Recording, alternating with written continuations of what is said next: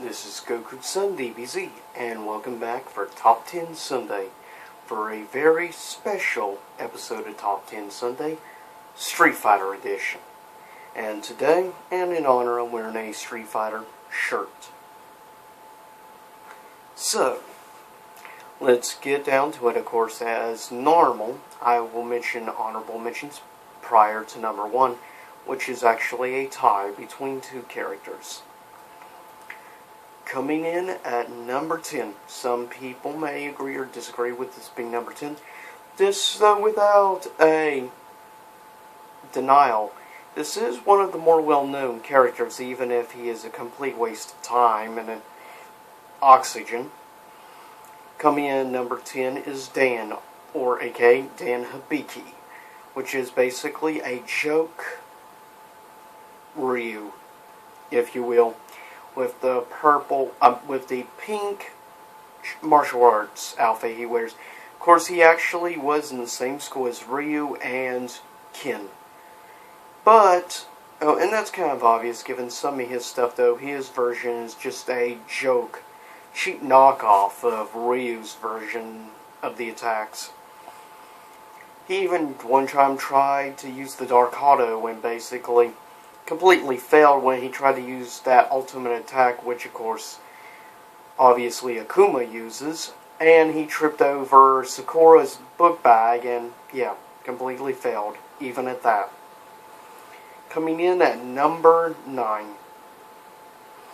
is hands down one of the more interesting characters, known from being from India obviously, and looks kind of like a witch doctor, but he's actually a wise man.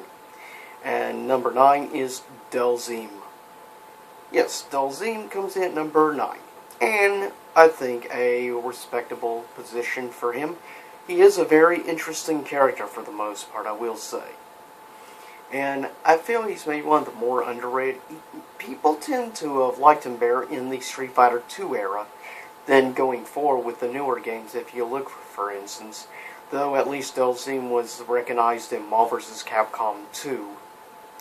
New Age of Heroes. Just felt like doing that. Coming in at number 8 is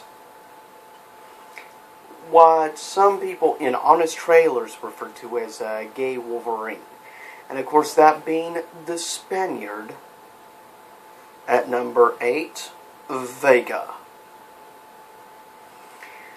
Vega is an interesting individual. He's a psychopath, serial killer, so yeah, it kind of makes sense that he would be part of Shadaloo and work under, of course, M. Bison. Coming in at number 7.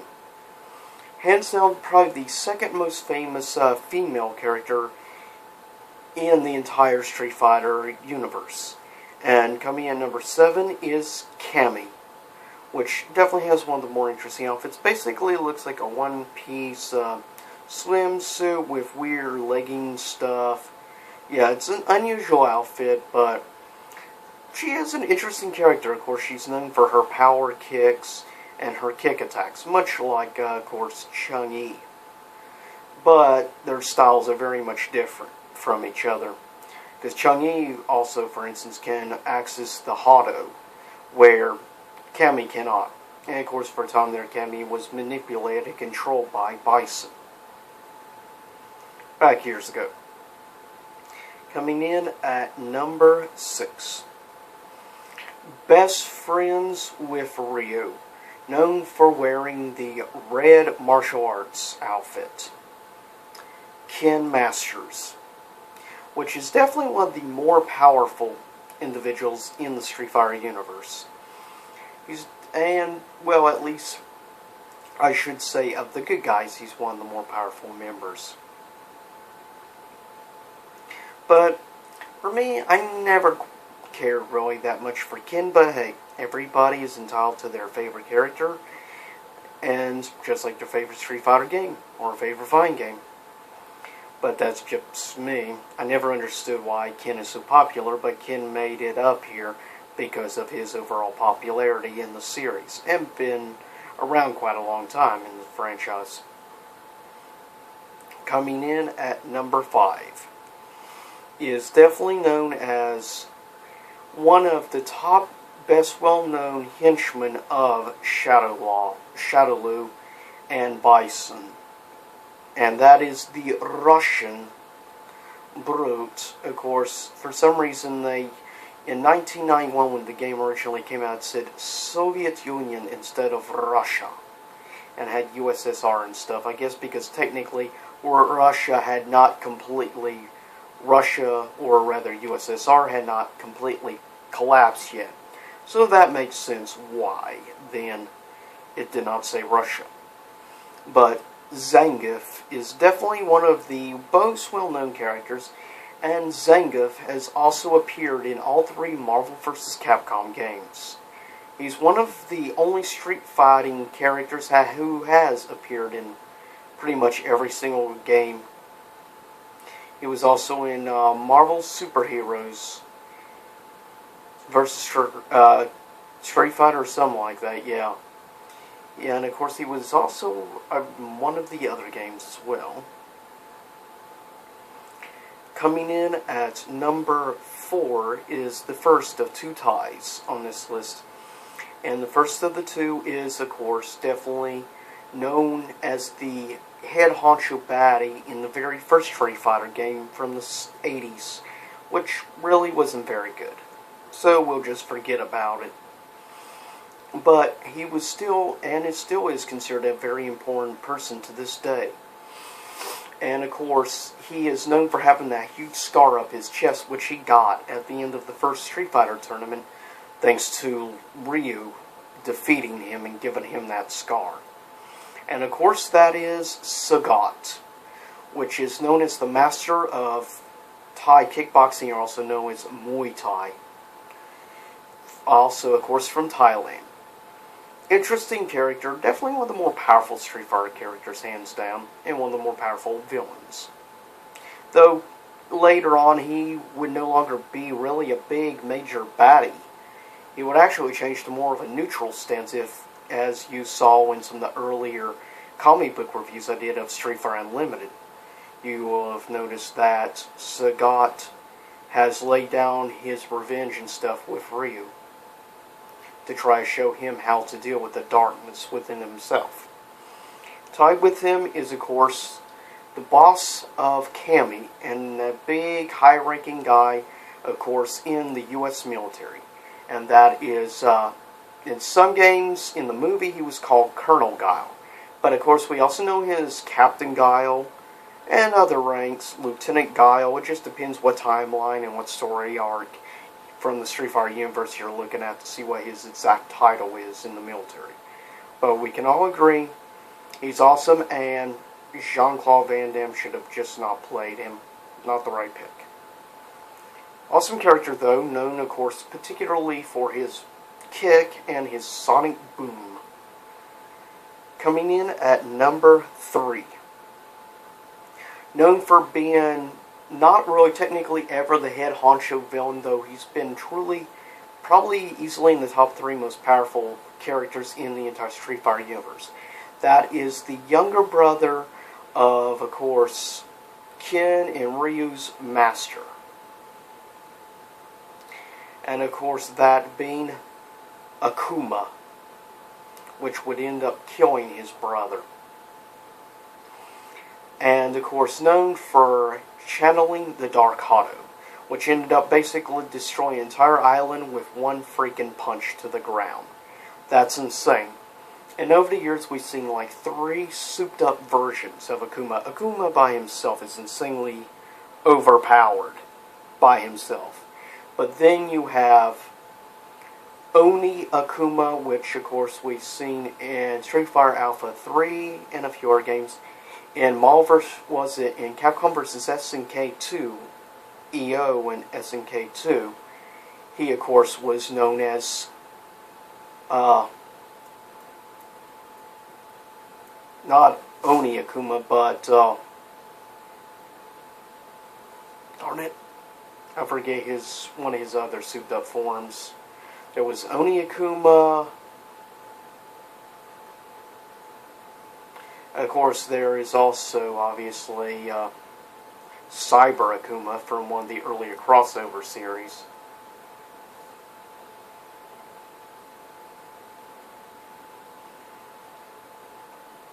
Anyways, coming in at number 2 is known as the big baddie of the Street Fighter franchise. He is the head of Shadowloo. He is the big man. He is Bison. Which, of course, there's a story behind. Technically, in Japan, he was called Vega, and Vega was called Borog, and Borog was actually M. Bison, which stood for Mike Bison. And the reason why in the end they changed it when it came over America, because obviously he was a clear knockoff of Mike Tyson. And because of that rape scandal that happened in '91 when the game just so happened to be released, they decided to change things around. So, Mike Bison, or whatever, became Borog.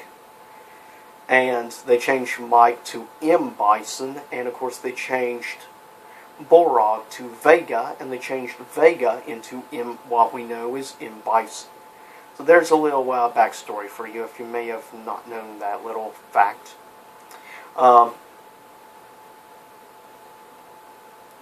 Anyways, coming at number 1 as a tie is, well, prior honorable mentions: Borog, Fei Long, Sakura, T-Hawk, DJ, Blanca, or Blanca, however you want to pronounce it, Gil, which I don't get that guy. I just don't understand him. Number 1 is a tie between the most well-known, definitely the face of Street Fighter. And of course, that is Ryu. And of course, the heroine and the beautiful, lovely fighter, Chun-Li, of the Street Fighter franchise. An interesting note, Chun-Li was actually the very first female character in a fighting game ever. That's why Chun-Li is so important to video games in general besides fighting games. She was the very first female fighting game character ever. Had it not been for Chun-Li, we may have not had a year later in the Mortal Kombat game Sonya Blade. And, of course, later on we would also get in Super Street Fighter 2, Cammy, to be our second female, which is one of the reasons why she's still so important. But when you think of usually female characters, protagonists and stuff, though, we've got more dark female like Viper and others, but hands down the 3 most well known are Sakura, Cammy, Chun-Li. And Chun-Li, or Chun-Li as people were called in the 90s. Chun-Li is awesome character, has always been, actually, believe it or not, to this day, has always been my favorite character to play as in Street Fighter 2, Street Fighter 2 Turbo, Street Fighter, Super Street Fighter 2. Hands down, my number 1 favorite character to play as. Number 2 is Ryu. Number 3 is M. Bison. But yes, hands down, easily my favorite character from the classic Street Fighter games. I've always loved. And that is the top 10 Street Fighter characters. I hope you liked this special top 10 list. Let me know if you'd like me in the future to do another special top 10 list involving Street Fighter. Like maybe the top 10 Street Fighter video games. So leave a comment below. Give me feedback. Thumbs up this video. Like, subscribe. Follow me at twitter.com/GokuSunDBZ. As well as I'll be at, of course, always same YouTube time, same YouTube channel. Very next review that I'm working on will be, and it'll be coming, I'll be uploading it tomorrow. Street Fighter Unlimited issue number 7. As well as coming out tomorrow is Super Street Fighter 2 video game, well, gameplay / video game review. So stay tuned for that. And I'll see you all again here soon enough in YouTube land. Kamehameha, don't know why I do this.